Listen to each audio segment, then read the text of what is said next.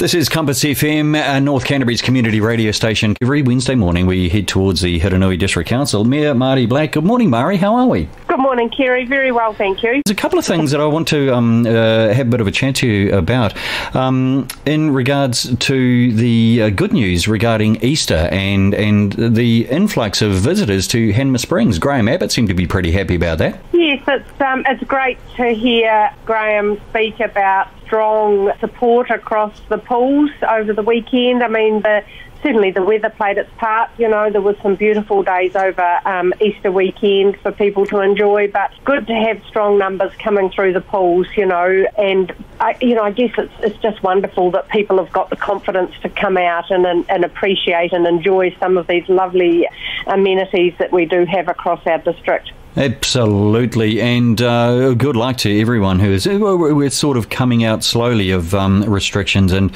people are starting to spread their wings a wee bit more, so good luck for the rest of Hanma Springs as well.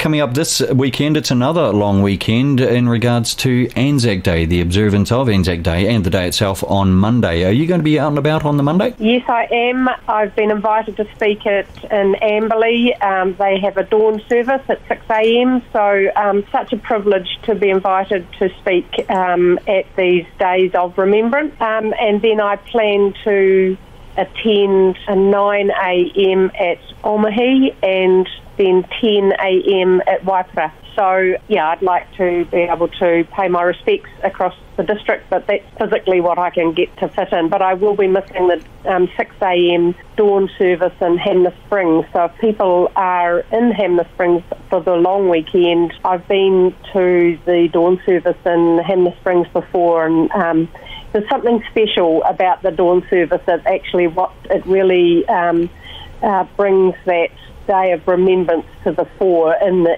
air of the early morning, you know, so it will be a special day up there in Hanma Springs as well, but unfortunately I'll have to miss that one. No, well, good on you for mentioning it though, because whilst there's going to be no parades this year, there are certainly going to be many ceremonies on Anzac Day, and we encourage you to get out and about as much as you possibly can. A Gore Bay Residents Association meeting, I just caught the end of this little chat, and it's all to do with a couple of people who are actually taking the bull by the horns and getting into predator control around Hurunui. Is that right? Yeah, look, it's true. I was absolutely delighted to be invited to the Gore Bay Residents Association annual general meeting, which took place on Saturday morning, Easter Saturday, at 10 a.m. And it just made me think about the importance of community and people just doing things for their own little piece of paradise. We had to take our own deck chair. We sat in the open air on the tennis court, and you could hear the waves breaking. I mean, how cool is that for an annual general meeting? What I heard was a local initiative, Jane Demeter from Gore Bay and the Gore Bay Residents Association, and they've got a little project.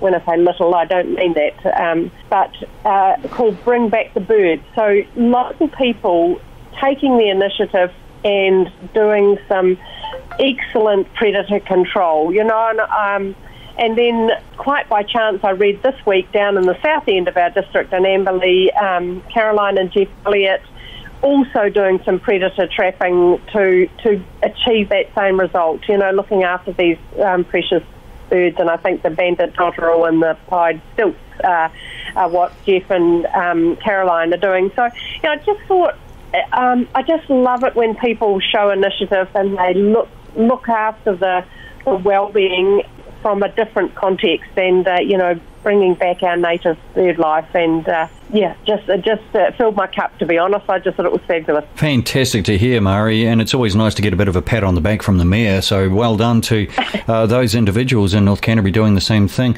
We had a very brief chat yesterday with Dan Gordon, the Mayor of the Waimakariri, in regards to Communities for Local Democracy, the Fresh Ideas Better Water little project. Yep. You went up to Wellington last week along with Dan and Craig Mackle. Would you like to have a bit of a chat about what this means to Hurunui at this stage?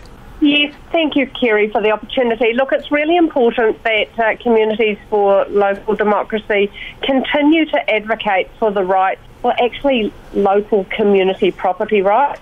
And I think our meeting in Wellington a couple of weeks ago, we were well heard by Minister Mahuta and her team. Also, we met with the Greens, Minister Shaw and Davison.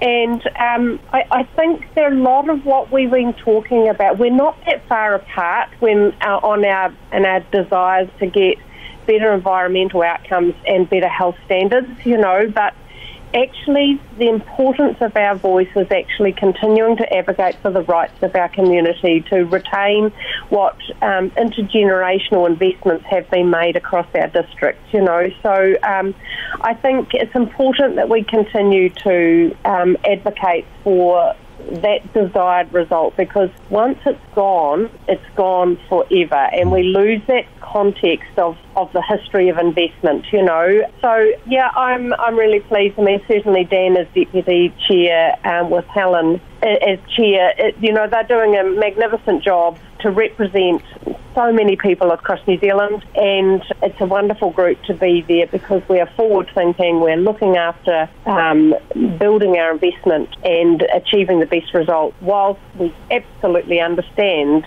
the critical factor of working alongside mana whenua. So, those desires, those hopes and dreams are with us as we journey through this, and, it's, I don't know, perhaps the government have got their plan set, but if we don't keep voicing the need of our community, we'll always be wondering if we could have made a difference. So, I think our voices are really important still at this point. Absolutely. Compromise, cooperation and conversation, the old 3 C's that I've been hammering into my kids for their entire life, seems to be working here in politics as well. And the thing that I heard Dan say yesterday, and I heard you repeat it now, is that you're not too far away on most things, and that can be just a positive. I think that what we all need to do at the moment is concentrate on positives, because there's just so many negatives out there, it's not even funny. Oh, look, I think you're right, Kerry. It's, the last couple of years, 2.5 years for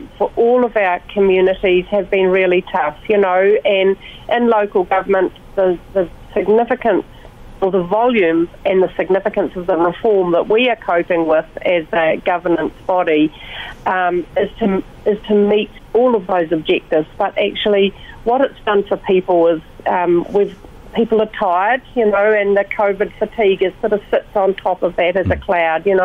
We have to try and help all of our communities rise through that, so that we do see that we all have a shared vision. We all want a better tomorrow, and together we can do it. And it's to try and keep the cup half full kind of thing, Well, half full is always a better way of putting it. That's the way that I tend to do things, and it's good to know that you do the same thing. Mari Black, Mayor of the Hurunui, head on down to the Amberley Pool. It's free entry after 11 o'clock this morning.